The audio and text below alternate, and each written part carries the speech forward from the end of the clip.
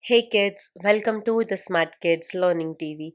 In today's video, we will be looking at domesticated animals, understand the difference between pet animals, farm animals, and working animals, and some interesting facts about them. So, let's get started. First, let's understand what are domesticated animals. Animals that have been selectively bred and genetically adopted over generations to live alongside humans are called domesticated animals. Animal domestication can further be divided into three parts. First is domestication for companionship, which will include animals like cats and dogs. Second is animals farmed for food sources like milk, other products made out of milk, eggs, and meat. This will include animals like cows, goats, and buffaloes. Lastly, we have working or drafted animals, mainly used for labor work. This will include donkeys, horses, camels, and many more. First animal we have here is a dog, dog, dog. Dogs are mainly kept as pets because they make a great companion to humans. Some breeds can also serve as guard dogs. Then we have a cat, cat. And one of the many benefits of keeping cats as a pet is that spending time with a cat can lower stress level, reduce anxiety, and improve mental health. This is also scientifically proven. The next animal we have here is a cow, cow. Cows fall under category of farm animals.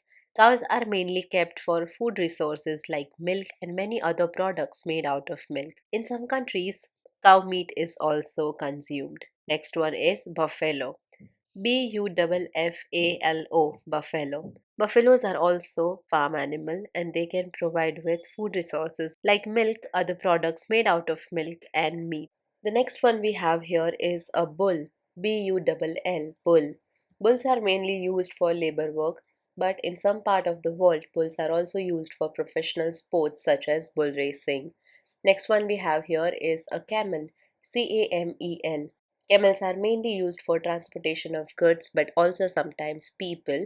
Camels also provide milk and their skin is also used in textile business. Next one is horse. Horse. Horse too are used for transportation, but they are also used in racing and other sports like polo. Then we have donkey. Donkeys are used mainly for labor work. They can carry heavy loads over rough terrain and used to transport construction material and other goods. Next one is a goat, goat.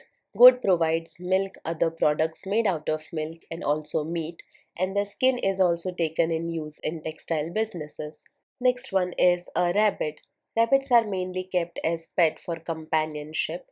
Sometimes their fur can also be used in textile businesses. The next animal we have here is a sheep. Sheep. Many textile fibers are obtained from sheep. Wool and fleece mainly are used to make winter clothes. The next farm animal we have here is a pig. Pig meat is known as pork and it is eaten in many forms all around the world. But other than that, pigs also give us leather, fertilizer, and glue. Next one we have here is chicken. Chicken.